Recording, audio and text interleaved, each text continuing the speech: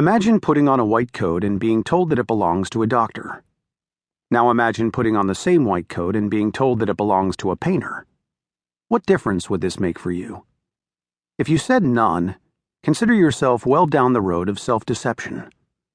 When participants in an experiment were asked to do exactly this, the result was eye-opening.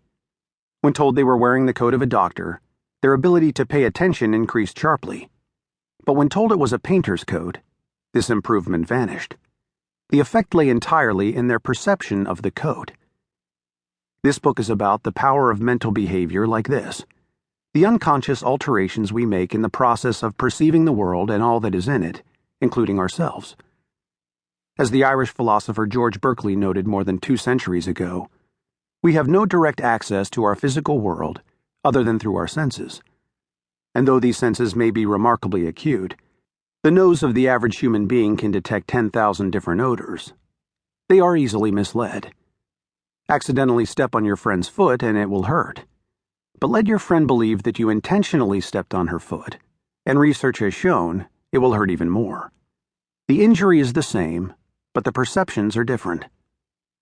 Much of this work goes on in the mind's backyard, where it is rarely glimpsed and seldom acknowledged. We all do things for reasons we are unaware of. Studies have shown that we will tip the waitress more on a day that is sunny, smile when the boss walks into the room, and like what other people like on websites such as Facebook, not because we necessarily seek to be copycats or brown-nosers or big tippers, but because our behavior is influenced by what Carl Jung has described as events of which we have not consciously taken note. Since these subliminal influences pass unnoticed, the real reasons behind our human responses often elude us. In their absence, we drum up plausible explanations, which are frequently mere rationalizations, to explain why we've done the things we've done and seen the things we've seen. We create, in short, our own cover stories. These then serve as a kind of lens through which we filter our experience of the world. They may produce a distorted sense of reality, but that distortion can serve a vital function, often by making the world appear to be a rational, predictable place that we can control. My interest in this subject was sparked, in part, by a previous book I had written, Why We Make Mistakes. In the course of writing it, I found that time and again, many of our errors could be chalked up to various delusions we all carry with us. Most of us, for instance, secretly believe we are immune to many of life's risks. Divorce, cancer, heart attack. These are things we tell ourselves that happen to other people. And so we make the mistake of engaging in the very behaviors that produce the outcomes we would like to avoid. Doctors, for example, tend to believe they are impervious to the diseases they treat, so they don't wash their hands nearly as often as they should. As a result, infections spread, hospital stays lengthen, and patients get sicker, all because doctors deceive themselves about their own immunity. After researching a good deal of this behavior, I began to wonder why it persists.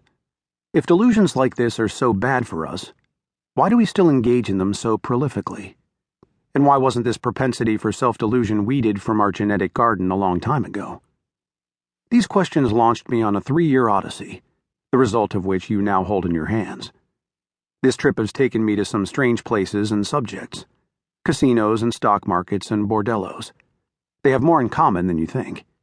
Voodoo deaths and exorcisms. It led me to Benjamin Franklin, to Alfred Hitchcock, and even to the bedroom of Marilyn Monroe. Along the way, I discovered again and again not only how potent self-deception can be, but, more importantly, just how good we are at it.